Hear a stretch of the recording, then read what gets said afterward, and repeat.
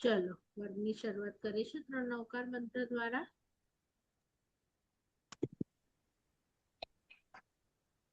નમો હરિહંતાણમ નમો સિદ્ધાણમ નમો હરિયાણમ નમો વસાયણમ નમો સવસાહોણમ એસો પંચણ મુકારો સવપાવપણાશિડો મંગલાણં ચ સવ્યસિમ પડમં ભૂઈ મંગલમ નમો હરિહંતાણમ નમો સિદ્ધાણમ નમો આયરિયાણમ નમો વસાયાણમ નમો લોય સવસાહોણમ એસો પંચણ મુકારો સવપાવપણાશિડો મંગલાણં ચ સવ્યસિમ પડમં ભૂઈ મંગલમ નમો હરિહંતાણમ નમો સિદ્ધાણમ નમો આયરિયાણમ નમો વસાયાણમ નમો લોય સવસાહોણમ એસો પંચણ મુકારો સવપાવપણાશિડો મંગલાણં ચ સવ્યસિમ પડમં ભૂઈ મંગલમ. અધોલોક ઉદ્વલોક તીર્થલોકમાં રહેલા દરેકે દરેક પ્રજીવ સ્થાવર જીવને સુખ મળે, સાતા મળે, સમાધિ મરણ મળે, જલ્દી જલ્દી બધા જીવો મોક્ષે જાય એવી પ્રાર્થના. શાતામાં છે બધા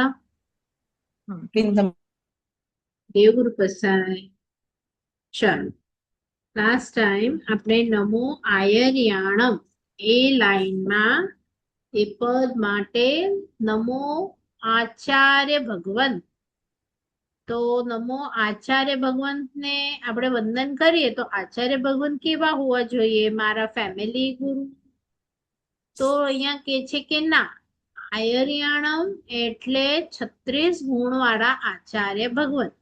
અને એની માટે આપણે સૂત્ર જોઈ રહ્યા હતા, જે આપણે સામાયિકમાં અને પ્રતિક્રમણમાં સૌથી પહેલા નવકાર બોલી અને પંચિંદ્ય બોલી, આમ કરી અને ગુરુની સ્થાપના કરીએ. તો એ ગુરુની સ્થાપના માટે કયું સૂત્ર બોલીએ? પંચિંદ્ય સંવરણો. બરાબર. તો એનાથી 5 ઇન્દ્રિય જે કાબુમાં લે છે, 9 બ્રહ્મચર્યની વાડ પાડે છે અને 4 કષાયોને કાબુમાં લે છે, એવા 18 ગુણ. અને પછીની લાઈનમાં બીજા 18 ગુણ મૂક્યા કે 5 મહાવ્રત ધારણ કરે છે, પંચ મહાવૈજુતો, પંચ વિહાયાર પાલન સમતો, 5 પ્રકારના આચારોને પાલન કરે છે. 5 આચાર કયા છે અને 5 મહાવ્રત કયા છે? કોઈ કઈક વસ્તુ લાસ્ટ ટાઈમ આપણી રહી ગઈ હતી. આઈ થિંક શું રહી ગયું હતું? મહાવ્રત કે આચાર? મહાવ્રતો. બરાબર. તો મારે તમારામાંથી પૂછવું છે કોઈને કે આપણે હવે ખબર નહીં, મને લાસ્ટ ટાઈમમાં તમને સમજાવ્યું હતું કે નહીં, તમારામાંથી કોઈને હું પૂછું કે તમને નામ ખબર છે 5 મહાવ્રત કયા લે એ લોકો? કોઈ પણ એક મહાવ્રત તમને ખ્યાલ હોય તો જે નવા લોકો છે એ બોલો, તો મને ખબર પડે કે તમને ખબર છે. તમે દીક્ષામાં ગયા હો, મોટી દીક્ષામાં, તો એ લોકો 5 મહાવ્રત લે. કયા મહાવ્રત લે આજીવન? કોઈક એક 5 માંથી નામ ખબર છે તમને? જીજ્ઞાબેન અને વૈશાલીબેન? નથી ખ્યાલ? ના ના ના, નથી ખબર. ઓકે. જીજ્ઞાબેન ખ્યાલ છે? નથી ખ્યાલ મને પણ. ઓકે. હવે રીટાબેન તમને ખ્યાલ છે? આમ તો ખ્યાલ નથી, પણ બુકમાં લખેલા છે. અચ્છા, ઓકે. અચ્છા, તમે આ સૂત્ર સાંભળ્યું છે સામાયિક લેતી વખતે અથવા તો પ્રતિક્રમણ લેતી વખતે 18 પાપસ્થાનક? એ સૂત્ર કોઈને ખબર છે? 18 પાપ કયા છે? હા હા હા. તો 18 પાપનો કોઈ નામ બોલી શકશો? પહેલું પ્રાણાતિપાત. હા. બીજું વિરમણ વ્રત. બીજું 18 અત્તાદાન. પાપસ્થાનક સૂત્ર બોલશું. 18 પાપસ્થાનક. પ્રાણાતિપાત 18 પાપોનું મૃષાવત વર્ણન છે. હા જો હવે એમાં છે ને 18 પાપોનું વર્ણન છે. પહેલું છે પ્રાણાતિપાત પાપ, બરાબર. તો આ પ્રાણાતિપાત એટલે શું? પ્રાણનો વિયોગ કરવો, એટલે કે આપણે હિંસા કરીએ ને, તો હવે સમજો ભીંડા સમાર્યા તો હિંસા થઈ, પાણી વેસ્ટ કર્યું હિંસા થઈ, વનસ્પતિની માટીની કોઈ પણ હિંસા થાય ને એટલે આપણને પ્રાણાતિપાતનું પાપ લાગે. હવે આ જે પાપ છે, ડગલે ને પગલે આપણે સ્વિચ ઓન કરીએ, ગેસ ઓન કરીએ, કારમાં બેસીએ વગેરે વગેરે, તો હિંસા થાય છે જીવોની.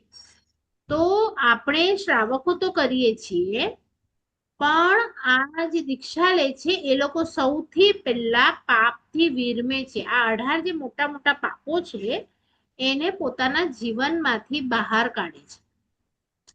આ 18 પાપ કાઢી અને તમે ધર્મની ક્રિયા કરો, અને આ 18 પાપ સાથે ધર્મની ક્રિયા કરો, તો એમાં ઘણો ઘણો ઘણો તફાવત છે. આ બસ શ્રાવક પણ સાધુ ભગવાન જેટલી જ જો ક્રિયાઓ આખા દિવસ દરમિયાન કરે ને એનાથી કદાચ વધારે તપ જપ કરે, કદાચ સાધુ ભગવાનથી નવકાશી હોય અને આપણો ઉપવાસ હોય, તો પણ કે શ્રાદ્ધોની સાધના ચડી જાય. કેમ ચડી જાય? કારણ કે આપણે 18 પાપની સાથે આરાધના કરીએ છીએ, અને એ લોકો 18 પાપને છોડી અને આરાધના કરે છે. એમની નવકાશી હશે પણ એમાં એસી નહીં હોય, કાર નહીં હોય, પણ આપણું જો માંસ ખમણ હશે તો એમાં આપણે ઠંડા પાણીનો બી યુઝ કરીશું નહાતી વખતે, કે એસી પણ યુઝ કરીશું. આપણા એના પચખાણ નથી, એટલે આપણું પાપ ચાલુ છે. તો જેને જીવનમાં પાપ ચાલુ છે એને એટલું રિઝલ્ટ ન મળે. તો અહીંયા એ લોકો 18 પાપથી વિરમે છે. વિરમે છે એટલે શું? મુક્ત થાય છે કે હવે અમે નથી કરવાના. તો એવા 5 મહાવ્રત, એ પણ પહેલી વખત જે દીક્ષા હોય ને, આપણે જેમાં બધા લોકો જઈએ એમાં તો એ લોકો ખાલી આ જીવન કરેમી ભંતેનું પછાણ લે કે અમે લોકો આ જીવન સામાયિકમાં રહેશું, અને પછી 1 મહિનો એમની ટ્રેનિંગ હોય. એ ટ્રેનિંગ પછી એમની પત્રિકામાં આવે થોડા દિવસ પછી કે મોટી દીક્ષા હશે, અને એ જે મોટી દીક્ષા હોય ને એમની, એમાં એ લોકોને 5 મહાવ્રત આપે. હવે આ મહાવ્રત એટલે શું? તો જે આપણે 18 પાપ બોલ્યા ને એ પાપથી વિરમવું. જેમ કે પાપ છે પેલું પ્રાણાતિપાત, તો એટલે હિંસા. તો ઓલા લોકો વ્રત લે પ્રાણાતિપાત વીરમણ વ્રત. વીરમણ એટલે વિરમવું, હું આખી જિંદગી હિંસા નહીં કરું. પછી મૃષાવાત એ પાપ છે, બીજું પાપસ્થાન જ છે મૃષાવાત. બીજે મૃષાવાત, ત્રીજે અદતદાન. તો એમના જ નામ અહીંયા પણ વીરમણ વ્રત લાગે. વીરમણ એટલે મૃષાથી, ખોટું બોલવાથી હું વિરમું છું. મારે હવે આજીવન ખોટું બોલવું નથી. પછી આજીવન ચોરી કરવી નથી, આજીવન મૈથુન નથી સેવવું, એવી રીતે. અને પછી આપણે જો શ્રાવકો આ વ્રત લઈએ ને, તો આપણે બધામાં અમુક પર્સન્ટેજ એવું નક્કી કરીએ. આપણે 100% બધા વ્રત ન લઈ શકીએ. દાખલા તરીકે હિંસા નહીં જ કરું એવું નહીં આવે. આપણે કેવું વ્રત લઈ શકીએ કે જો કોઈ નિર્દોષ હોય, મને દુઃખ ન આપતું હોય, કે પંચેન્દ્રિય હોય, તો હું એને નહીં મારું. પણ હવે સમજો કોઈક મારા માતા પિતા પર હુમલો કરે, અથવા મારા જીનાલય પર હુમલો કરે, તો મારી ડોટર ઉપર હુમલો કરે, તો આપણને એને મારવાનો અધિકાર છે. ને ગવર્મેન્ટ પણ, એટલે તમે કેસમાં જશો ને અદાલતમાં, તો પણ ત્યાં તમને કહેશે અચ્છા તમે બચાવમાં કર્યો હુમલો, તો તમે મરી પણ જાય તો આપણને એટલી શિક્ષા ન થાય. કેમ ન થાય? કારણ કે આપણો હેતુ એને મારવાનો નહીં હતો, આપણો હેતુ આપણને બચાવવાનો હતો. તો એવી રીતે આપણે અંશિક લઈ શકીએ. કોઈ પણ ખોટું નહીં બોલું તો મોટા મોટા ખોટું નહીં બોલું કે જેનાથી કોઈને મરવા જેવો વારો આવી જાય, પણ નાના નાના તો આપણને સંસારમાં બોલવા જ પડશે. એવી જ રીતે તમે ક્યાં પણ જાઓ, કંઈ પણ લો, આપણે આંશિક લઈ શકીએ. મૈથુન છે તો આંશિક લઈ શકીએ કે ભાઈ અમે ચોમાસામાં 4 મહિના નહીં કરીએ, અથવા તિથિના નહીં કરીએ, બરાબર. તો એવી રીતે આ લોકો આજીવન લેશે. મહાવ્રત એટલે મહાવ્રત કહેવાય કે એ લોકો 5 મહાવ્રત લેશે કે અમે હિંસા નહીં કરીએ, ચોરી નહીં કરીએ, ખોટું નહીં બોલીએ, મૈથુન નહીં સેવીએ, અને પરિગ્રહ નહીં કરીએ. આપણે પરિગ્રહનું પણ લેવું હોય તો આપણે આંશિક લઈ શકીએ કે પરિગ્રહ પરિમાણ વ્રત છે, વિરમણ નથી. વિરમિત આખો પરિમાણ વ્રત થી એવું નહીં લઈએ આપણે. શું લઈશું? પરિગ્રહ પરિમાણ. પરિમાણ એટલે શું? કે પ્રમાણ નક્કી કરીશું કે ભાઈ સોનું કેટલું રાખીશ, ચાંદી કેટલું રાખીશ, કપડા કેટલું રાખીશ, તમને જોઈએ એટલું પ્રમાણ તમે ધારી લો. તો એના સિવાયનું જેટલું દુનિયામાં છે ને એનું આપણને પાપ ન લાગે એમ. તો મારા ગુરુ ભગવંત, આચાર્ય ભગવંત, સાધુ ભગવંત તો બધા કેવા છે તો કે આ 5 મહાવ્રત લેવા છે. મારે તો ડગલે ને પગલે ખોટું બોલવું પડે છે, ડગલે ને પગલે મારી હિંસા થઈ જાય છે. તો આપણને એમની માટે બહુમાન થવું જોઈએ આ વાત ઉપર કે 5 મહાવ્રત, અને એ પણ 1 દિવસ માટે નહીં, 2 દિવસ માટે નહીં, આ જીવન માટે લે છે એમ. તો 5 મહાવ્રતોને ધારણ કરે છે, 5 આચારોનું પાલન કરે છે. આચાર એટલે શું? જ્ઞાનાચાર, પોતે જ્ઞાન ભણે ભણાવે. દર્શનાચાર, પોતાની સમજ વિશુદ્ધ કરે પ્રભુની વાણી સાંભળીને. બીજાની સમજમાં કંઈક ગડબડ હોય તો એને પણ સાફ કરે વ્યાખ્યાન દ્વારા, સમજણ દ્વારા.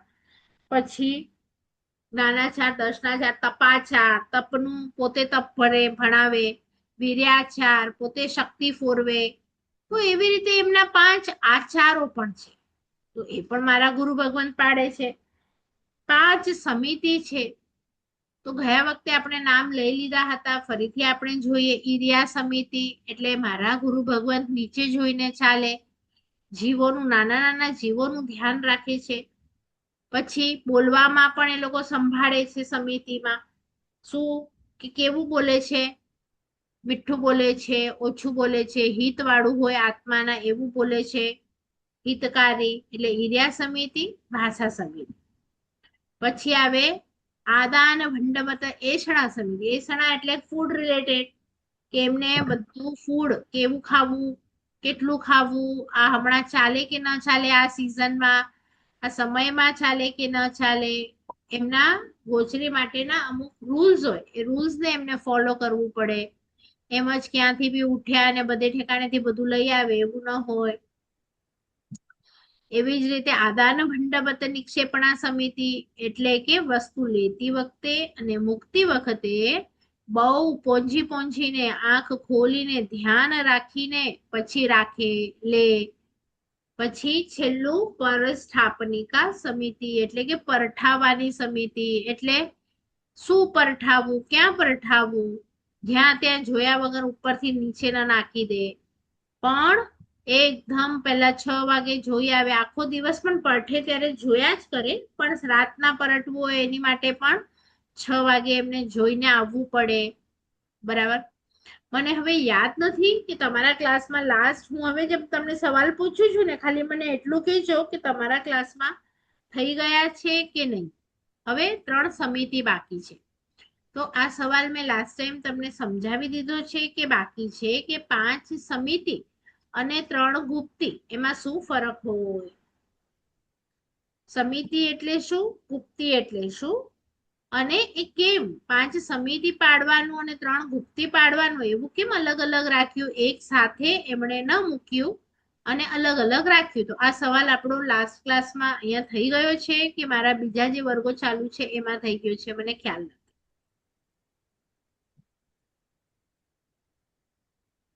નથી થયો. નથી થયું. નથી થયો બેન. તો જો સમિતિ ગુપ્તી છે ને નામ સાથે જ આવે, તો તમને હવે ખ્યાલ નથી સમિતિ એટલે શું અને ગુપ્તી એટલે શું. તો અહીંયા મારે એમ સમજાવવું છે કે સમિતિ એટલે શું કરવું એ ખબર પડે, અને ગુપ્તી એટલે શું નહીં કરવું એ ખબર પડે.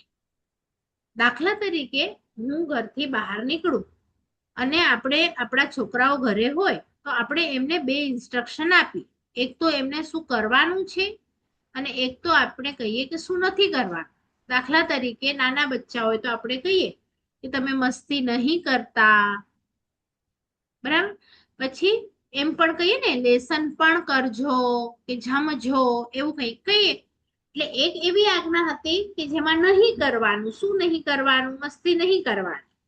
અને એક એવી આજ્ઞા હતી કે જેમાં શું કરવાનું, તો કે લેસન કરવાનું છે. તો એવી રીતે મારા આચાર્ય ભગવંત માટે પણ મારા પ્રભુએ 2 આજ્ઞાઓ બતાડી, શું કરવું અને શું નહીં કરવું. તો જે ગુપ્તી છે ને એ નહીં કરવું એમાં. એટલે શું નહીં કરવું? તો કે ખરાબ બોલવું નહીં, ખરાબ કાયાથી કંઈ કરવું નહીં અને મનથી વિચારવું નહીં. એટલે મનોગુપ્તી, વચન ગુપ્તી અને કાયા ગુપ્તી. ગુપ્તી એટલે ગુપ્તમાં રહેવાનું, શાંત રહેવાનું, પણ કંઈ કરવું નહીં, ખરાબ નહીં. એટલે તમે ખરાબ નહીં વિચારો, ખરાબ બોલો નહીં અને ખરાબ કંઈ બીજા કોઈનું કરો નહીં. કાયાથી, મન વચન કાયાથી કંઈ પણ ખરાબ નહીં કરવું. તો સવાલ એમ છે કે સમિતિમાં આવ્યું ભાષા સમિતિ અને આમાં આવશે વચન ગુપ્તી. તો એ બેમાં ફરક શું? તો આ ગુપ્તી છે ને એ આખો દિવસ પાડવાની હોય. આખો દિવસ પાડવાની હોય એટલે આપણા માટે પણ સેમ રૂલ છે અને ગુરુ ભગવંત માટે પણ સેમ રૂલ છે. શું છે કે તમે થાય એટલું એક જગ્યા પર બેસો, હલ હલ હલ હલ નહીં કરો કાયાથી. પછી થાય એટલું મોઢાથી ઓછું બોલો અને થાય એટલું તમે સંસારનું વિચારો નહીં. ત્રણે ગુપ્તીમાં નહીં કરો એવું આવશે કે આ નહીં કરો, આ નહીં કરો, આ નહીં કરો. તો હવે આપણે આખો દિવસ તો કઈ અહીંયા એક જગ્યા ઉપર નથી બેસી રહેવાના અને ગુરુ ભગવાન પણ નથી બેસી રહેવાના. પણ આજ્ઞા તો એવી જ છે કે જેટલું તમે સંસારનું ઓછું કરશો કે બીજું દોડધામ ઓછી કરશો એટલા કર્મ બંધો ઓછા બંધાશે. તો ગુરુ ભગવાન માટે એમ કહ્યું કે તમે એક જગ્યા પર બેસો, ધ્યાનમાં રહો, સંસારનું નહીં વિચારો, ખરાબ નહીં બોલો. પણ હવે જ્યારે તમને ભૂખ લાગી, તમારે ગોચરી જવું છે, તમારે દર્શન કરવા જવું છે, ગુરુ ભગવંતને વંદન કરવા જવું છે, તો ત્યારે તમે ગુપ્તીથી બહાર આવો અને સમિતિનું પાલન કરો. તો ત્યારે તમે ચાલો તો જોઈને ચાલો, ત્યારે તમે થોડુંક બોલો તો આત્માના હિતમાં હોય એવું બોલો, મીઠું બોલો, ઓછું બોલો, બડબડ બડબડ નહીં કર્યા કરો, ગપ્પા નહીં માર્યા કરો એમ. અને પછી ખાવું હોય, ભૂખ લાગી હોય તો ગોચરી માટેના રૂલ બતાવ્યા, પરટવું હોય તો પરટવાના રૂલ બતાવ્યા. આ બધું થઈ જાય એટલે પાછા તમે ગુપ્તીમાં આવી જાઓ અને મન વચન કાયાથી ખરાબ કાંઈ ન કરો. પાછું ગુપ્તીથી બહાર નીકળવું હોય તો પાછો સમિતિનો યુઝ કરો. એટલે ગુપ્તી સમિતિ, સમિતિ ગુપ્તી, સમિતિ ગુપ્તી એમ જ આખો દિવસ રહે અને આપણને પણ એમાં જ રહેવાનું છે કે થાય એટલું નહીં કરો. પણ હવે કોઈક પ્રસંગ આવી ગયો, જવું પડે છે, તો ત્યાં તમે નીચે જોઈને ચાલી શકો કે નહીં, ઓછું બોલી શકો કે નહીં. ખાવા માટે ત્યાં ઘણું બધું મૂક્યું હોય પણ આપણને કેવું ખાવું, કેટલું ખાવું એ તો આપણને ખબર હોય કે નહીં એમ. તો માર્ગને વિશે જતા આવતા જે સૂત્ર છે ને એમાં પણ આ આવે છે. માર્ગને વિશે જતા આવતા પૃથ્વી કાય, અપકાય, તેવું કાય, વાવ કાય, વનસ્પતિ કાય, ત્રસ કાય, નીલ, ફૂલ, માટી, પાણી, કણ, કપાસિયા, શ્રી, પુરુષાર્થિક તણો સંગઠ હોય, 5 સમિતિ, 3 ગુપ્તી એ શ્રાવક તણે ધર્મે રૂડે પરે પાડી નહીં હોય. એટલે સારી રીતે બે પાડી નહીં હોય તો આપણે એનું મિચ્છામી દુક્કડમ માંગીએ છીએ સૂત્રમાં. એટલે એનો અર્થ એમ છે કે આપણને પણ 5 સમિતિ, 3 ગુપ્તી પાડવાની હોય છે આખો દિવસ. અને માત્ર તમે આ 5 સમિતિ, 3 ગુપ્તી પાડો ને તો પણ તમારો મોક્ષ થઈ જાય. કારણ કે આમાં આત્માના ગુણો છે કે ભાઈ તમે ઓછું બોલશો, પ્રભુએ કહ્યું છે એવું જ ખાશો, એવી જ રીતે ચાલશો તો તમને પાપ જ નથી લાગવાનું. પણ આપણે એક ફોન આવી ને દોડા દોડ કરીએ, રૂમમાં આમ ચાલતા ચાલતા વાત કરીએ, નીચે કેટલા બધા જીવો આવી જાય, તો તમે પ્રભુની આજ્ઞામાં નથી. આપણે રોડ ઉપર ચાલતા હોઈએ, કોઈ સાડીની દુકાન દેખાય, જ્વેલરીની દેખાય, ચાલતા જઈએ, જોતા જઈએ, નીચે શું આવી ગયું ખબર નથી. તમને જોવું છે તો ઊભા રહી જાઓ, ઊભા રહી જાઓ.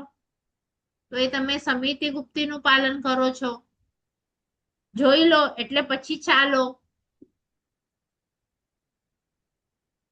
ખ્યાલ આવ્યું? એટલે સમિતિ ગુપ્તીનું પાલન કરવાનું છે આખો દિવસ. અને આપણાથી થતું નથી એટલે આપણને બહુમાન થાય છે કે મારા ગુરુ આખો દિવસ સમિતિ અને ગુપ્તિના પાલનમાં હોય છે. ખ્યાલ આવ્યું? હવે મારો નેક્સ્ટ સવાલ એમ છે કે આ સૂત્ર 4 લાઈનનું છે. તમને જોઈએ તો હું મૂકી દઉં, તમારી પાસે ન હોય સૂત્ર તો, કે પંચિંદ્ય સંવર્ણો એટલે જેને આવડતું એને ખબર હશે કે પછી એમ છે કે ય 18 ગુણે હિ સંયુક્તો, એટલે પેલા 18 ગુણોનું વર્ણન કર્યું અને પછી પાછું પંચમહાવૈજૂતોથી બીજા 18 ગુણોનું વર્ણન કર્યું. તો એક સાથે 36 કેમ ન મૂકી દીધા? કેમ 18 ના બે ગ્રુપ પાડી દીધા? બોલો. આપણને જો પેલા સૂત્ર ના આવડે, સૂત્ર આવડે તો એના અર્થ ના આવડે, એના અર્થ આવડતા હોય તો આવું તત્વ ના આવડે કે આ જ શબ્દોમાં 18, જો 36 ગુણો છે તો પાછળના જે ગુણો છે ને 5 મહાવ્રત વાળા એ આગળ કેમ ન મૂકી દીધા? 5 સમિતિ ગુપ્તિ વાળા એને પાછળ મૂક્યા અને 5 ઇન્દ્રિયને કાબુ કરવા વાળું આગળ મૂક્યું. તો આ ડિટેલમાં આપણને બધા સવાલો થવા જોઈએ અને એના જવાબો મળવા જોઈએ. નહીં તો આપણે રૂટીનમાં એ જ સૂત્ર ગોખી દઈએ, એ જ સૂત્ર બોલ્યા કરીએ, કાંઈ આગળ પાછળ વિચારીએ નહીં કે શા માટે આવું છે. બરાબર? તો ખ્યાલ આવે છે કોઈને શા માટે આવું છે? બોલો.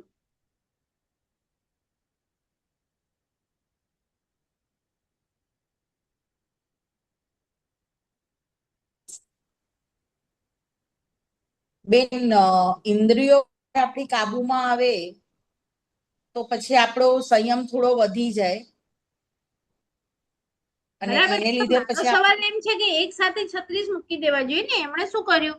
પેલા અમુક 18 નું ગ્રુપ બનાવ્યું, એ 18 ને અલગ કર્યા, પછી બીજું ગ્રુપ બનાવ્યું, એ 18 ને અલગ કર્યા. એ 1800 ગુણે સંયુક્ત આવી ગયું ને શબ્દ વચ્ચે, અને પછી નીચે મૂક્યું પાછું 5 મહાવ્રત ને આ બધું. એ 18 નું ગ્રુપ અલગ બનાવી દીધું. એ તમારી વાત બરોબર કે સંયમ ઇન્દ્રિયમાં હોવી જોઈએ, એ પેલું મૂક્યું. પણ આ 18 પણ તો પેલા મૂકી શકત, અથવા તો 36 એક સાથે મૂકી શકત.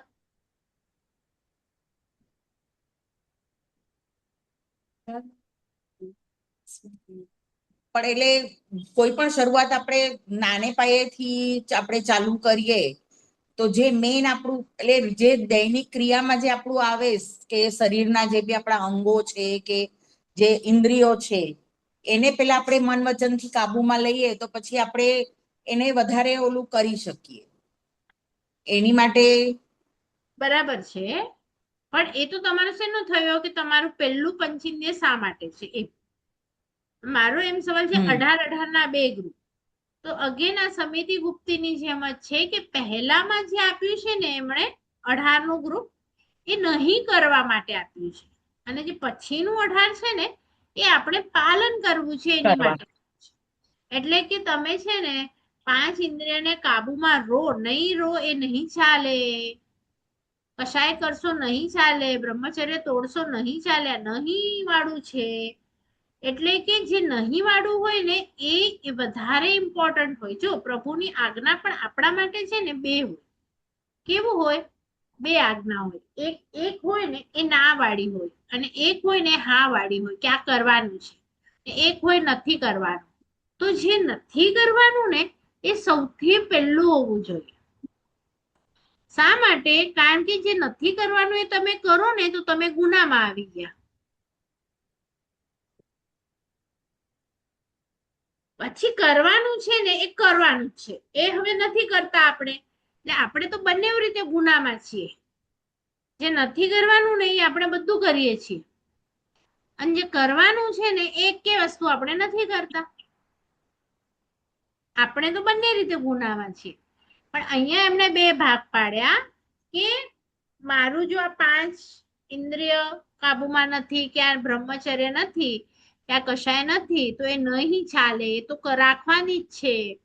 અને એ જ્યારે રહેશે તો જ તમે 5 મહાવ્રત સારી રીતે પાડી શકશો. હવે જો દીક્ષા લઉં છું અને મારી ઇન્દ્રિય કાબુમાં નથી, મને ગરમ જ ચાય જોઈએ છે, તો હું લઈ શકું દીક્ષા. મને આવો જ કલર ગમે કપડાના, તો હું દીક્ષા લઈ શકું એમ. એટલે 5 ઇન્દ્રિય કાબુમાં હોય, કશાયો કાબુમાં હોય, બ્રહ્મચર્ય તમે પાડો, આત્મામાં રમણતા કરો તો જ તમે દીક્ષા લઈ શકશો, તો જ તમે આચાર પાડી શકશો એમ. તો એ શું કરવું છે એ પાછળ આવશે અને શું નથી કરવું એ આગળ મૂક્યું. અને આપણે પણ છે ને, જો હું છે ને માતા પિતાની સમજો એટલે આપણે એવી બે આજ્ઞા હોય. આપણને છે ને અમુક વસ્તુઓ ના પાડી છે કે નહીં રાત્રિ ભોજન નહીં કરો કે ચલો અભક્ષ્ય નહીં ખાઓ, તો આપણે બધું કરવાના છીએ. અને જે 6 આવશ્યક એવરીડે કરવાના કીધા છે એ આપણે નથી કરતા. કે ભાઈ મારો શ્રાવક 6 આવશ્યક કયા છે એ પણ ઘણાને ખબર ન હોય. 6 કઈ વસ્તુ ડેલીમાં કરવાની જ હોય કે દેવ પૂજા છે, ગુરુ પૂજા છે, સ્વાધ્યાય છે, તપ છે, તો એ ખબર ન હોય તો કેવી રીતે કરે? તો એ આપણે કરતા નથી. જે નથી કરવાનું કીધું એ કરીએ છીએ. તો આ રીતે આપણે તો બંને સાઈડમાં લોસમાં છીએ. એટલે બીજા સવાલનો જવાબ એમ છે કે જે નથી કરવાનું એ પહેલા મૂક્યું છે ને જે કરવાનું છે પાછળ મૂક્યું છે. પછી એમ લખ્યું, મેં પૂછ્યું કે એક જ લાઈનમાં કેમ ન મૂક્યું? તો કે આજ્ઞાઓ બે પ્રકારની હોય છે, એક નથી કરવાની, એક કરવાની. તો એ બંને માટે આ લોકોને ગ્રુપમાં અલગ કરી નાખ્યું.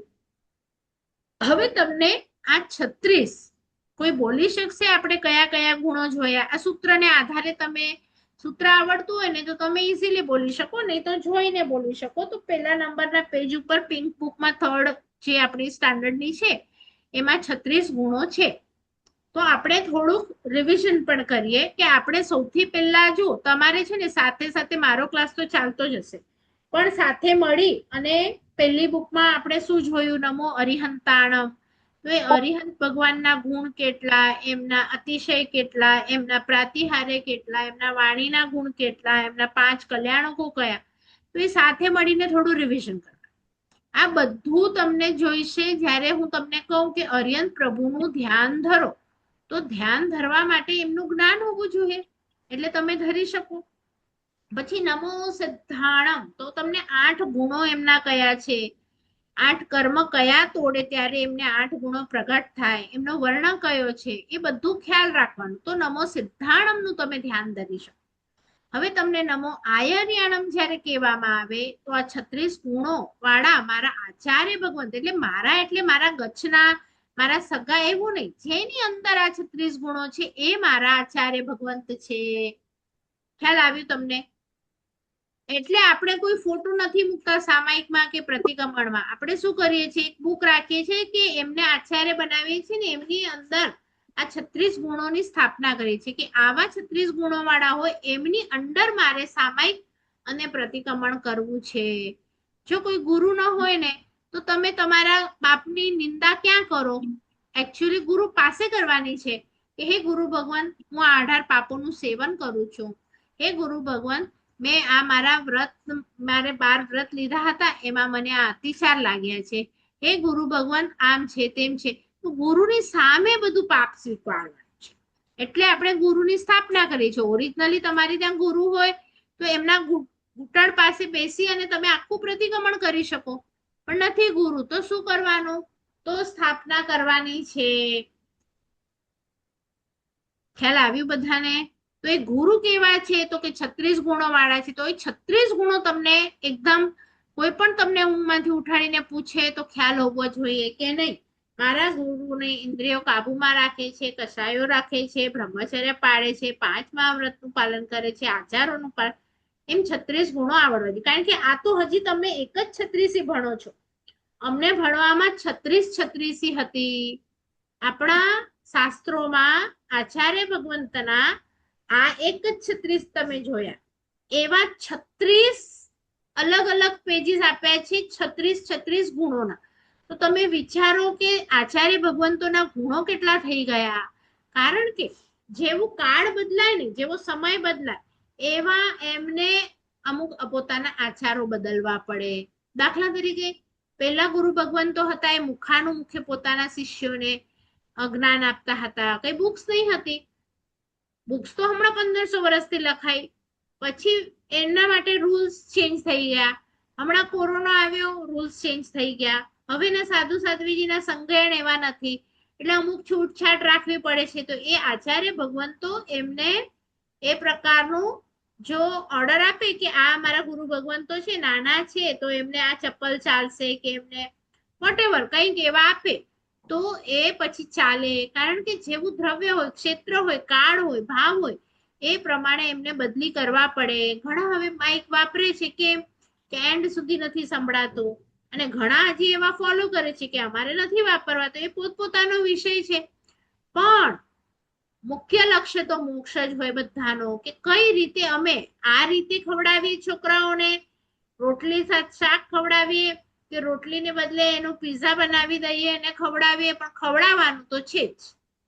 પછી તમે આમ ખવડાવો કે આમ ખવડાવો, માઇક વાપરો કે ના વાપરો, તમે આ કરો કે ના કરો, પણ ફાઇનલ રિઝલ્ટ તો મોક્ષ હોવું જોઈએ.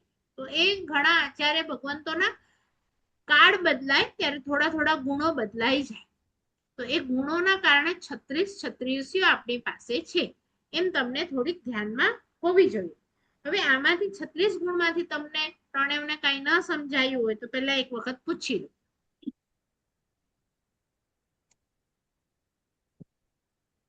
કે સમજાય, તમે વાંચી તો બોલો, કોઈ ડાઉટ છે આમાં?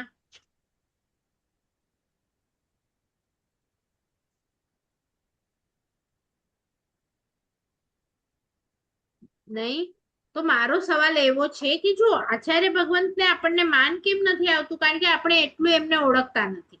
તો તમારા પાસે ઘરે કોઈ પણ બુક્સ હોય, એ બુક્સોમાં આગળ પંચ પ્રતિક્રમણની હોય કે વોટેવર, તો એમાં આગળ છે ને એ કયા ગુરુ ભગવંતે લખી છે, તો તમે એવા 8-10 આચાર્ય ભગવંતના નામ શોધજો. તો એ આચાર્ય ભગવંતોએ શું કાર્ય કર્યા છે એના છે ને મોટા મોટા એક પેરેગ્રાફ આવે એ બુકની આગળ. 8-10 આચાર્ય ભગવંતોના ફોટોઝ હોય કોઈક બુકમાં એમણે ક્યાંક ઉપાશ્રય કરાવ્યા હોય, ક્યાંક દેરાસરોની પ્રેરણા કરી હોય, ક્યાંક પાઠશાળાની કરી હોય, ક્યાંક કોઈક સત્ર લીધું હોય, વોટેવર કાંઈક પણ એમણે એવું કર્યું હશે તો એમના વિશે પેરેગ્રાફો લખેલા હશે, તો એ તમારે રીડ કરવાના. તો એવા 8-10 આચાર્ય ભગવંતો યા 5-5 આચાર્ય ભગવંતો પણ બધા અલગ અલગ કરવાના તમારે. તો એવા લેવાના, એમના વિશે આ અઠવાડિયામાં રીડ કરવાનું. તો તમને બહુમાન થશે કે આ આચાર્ય ભગવંતોએ આપણા માટે શું કર્યું છે. આપણને કઈ ખબર નથી એટલે એમની માટે બહુમાન નથી થતું. આપણે ગયા વખતે લીધું હતું વલ્લભીપુરનું એક્ઝામ્પલ, એક ઠેકાણે ભેગા થયા હતા, એક્ઝામ્પલ લીધું હતું.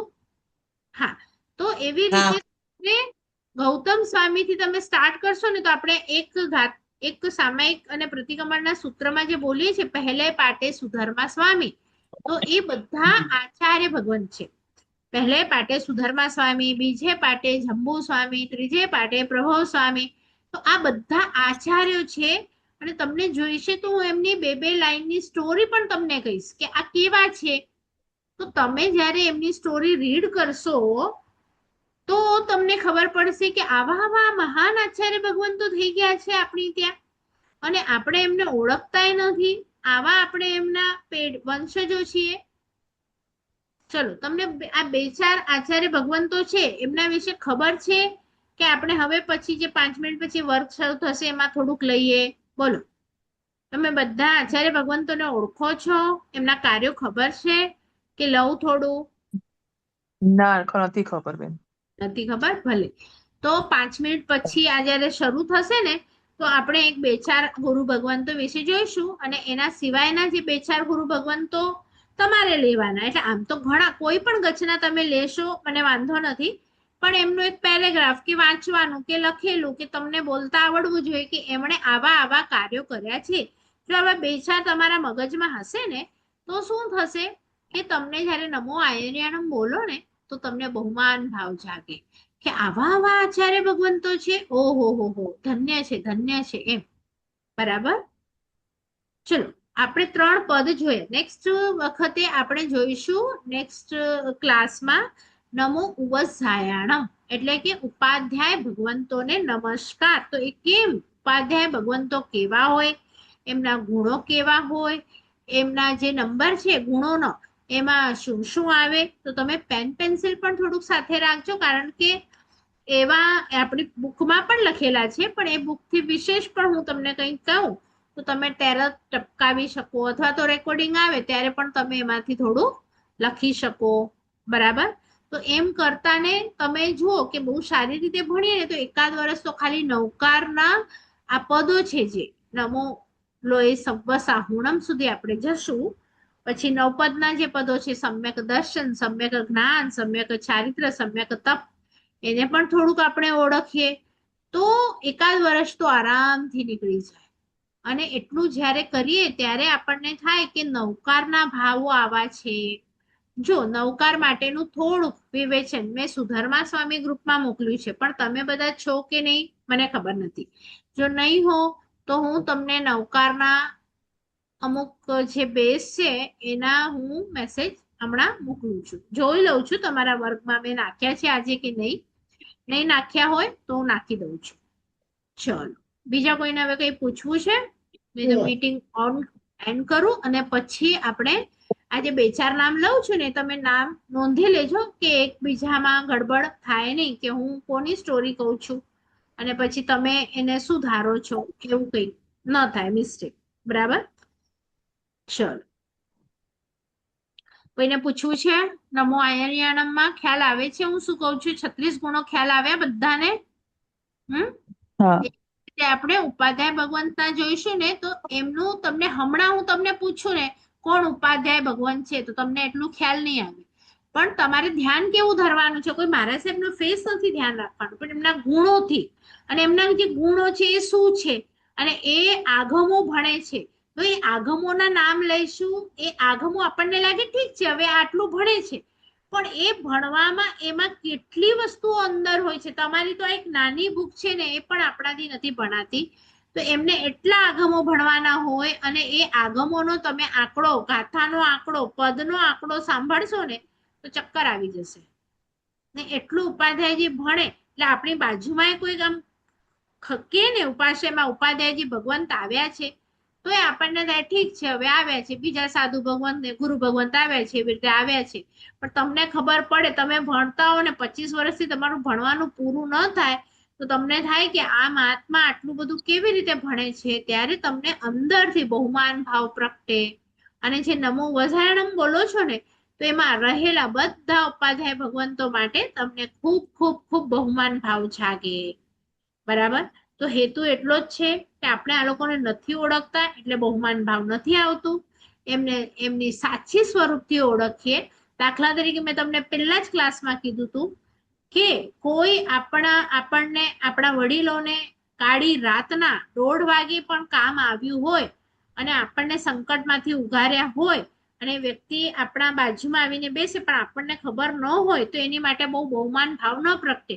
પણ જેવી ખબર પડે કે આપણા વડીલને એને હેલ્પ કરી હતી અને એટલા માટે આપણે હમણાં જ્યાં છીએ ત્યાં એ પોઝિશન પર છીએ, તો તમારો ભાવ હું તમને કહું કે એમના માટે બહુમાન પ્રગટાવો કે પોતે પ્રગટી જાય. તમે એને ચા પણ પૂછો, પાણી પણ પૂછો, એમને કઈ જરૂરત હોય હવે પૈસાની તો તમે હેલ્પ પણ કરો, ખાવાનું બધું બધું કરીએ, કારણ કે એને ત્યારે કર્યું છે. તો એમ આ 5 પરમેષ્ઠી છે એમની અંદર ઘણા ગુણો છે અને આપણને કઈ રીતે હેલ્પ કરે છે એ તો આપણે પાછળ જોઈશું કે અર્યંત ભગવાન આપણને કેવી રીતે હેલ્પ કરે છે, સિદ્ધ ભગવાન.